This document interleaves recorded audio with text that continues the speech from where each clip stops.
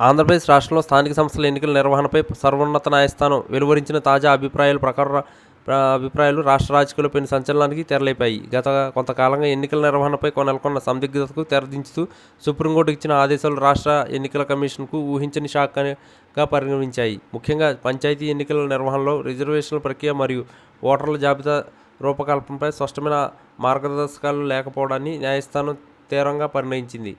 రాష్ట్రంలో బీసీ రిజర్వేషన్ల ఖరారు కోసం శాస్త్రీయమైన గణాంక జరగడం లేదంటూ దాఖలైన పిటిషన్లపై విచారణ సందర్భంగా ఎన్నికల కమిషన్ అనుసరించిన తీరును న్యాయమూర్తులు ప్రశ్నించారు. రాజ్యాంగబద్ధమైన ప్రక్రియను పూర్తి చేయకుండానే కేవలం మొక్కుబడి పద్ధతిలో ఎన్నికలకు వెళ్లడం సరికాదని న్యాయస్థానం పేర్కొంది. త్రిపుల్ టెస్ట్ నిబంధనలను పాటించకుండా వెనుకబడిన తరగతుల రిజర్వేషన్లు ఎలా ఖరారు చేశారని ప్రశ్నించడం ద్వారా ఈసీకి గట్టి హెచ్చరికగా జారీ చేసింది. ఇది ఒక రకంగా ఎన్నికల షెడ్యూల్లో కోసం ఎదురు చూస్తున్న కమిషన్కు గట్టి ఎదురుదెబ్బగా మారింది. మరోవైపు రాష్ట్ర ప్రభుత్వానికి కూడా ఈ తీర్పు కొన్ని కీలక బాధ్యతలను అప్పగించింది. కుల గణాంకాలు మరియు సామాజిక సర్వేలు పూర్తి చేసిన తర్వాతే ఎన్నికల ప్రక్రియ ముందుకు సాగాలని న్యాయస్థానం అభిప్రాయపడడంతో సమీప భవిష్యత్తులో ఎన్నికల జరుగుతాయా లేదా అన్న అనుమానాలు వ్యక్తమవుతున్నాయి. ఎన్నికల కమిషన్ స్వతంత్రంగా నిర్ణయాలను తీసుకునే అధికారాన్ని ఉన్నప్పటికీ ప్రాథమిక హక్కుకు మరియు రాజ్యాంగ నిబంధనలకు విరుద్ధంగా వ్యవహరిస్తేనే న్యాయ సమీక్ష తప్పదని హైకోర్టు స్పష్టం చేసింది.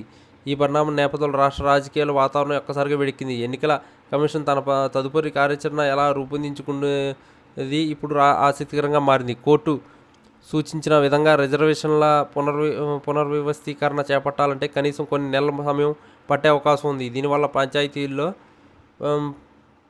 పాలనా ఎడ్ హాక్ కమిటీలు చేతుల్లోనే మరింత కాలం కొనసాగే పరిస్థితి కనిపిస్తుంది. అటు అధికారం పక్షం ఇటు ప్రతిపక్షాలు కూడా ఈ తీర్పును తమకు అనుకూలంగా మార్చుకుంటున్నాయి.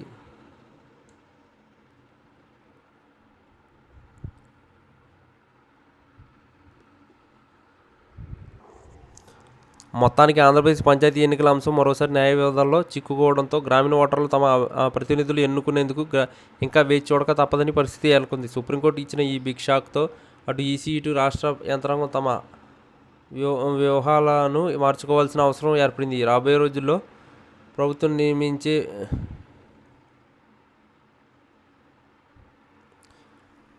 డెడికేటెడ్ కమిషన్ నివేదిక ఆధారంగానే ఎన్నికల భవిష్యత్తును ఆధారపడి ఉంటుంది.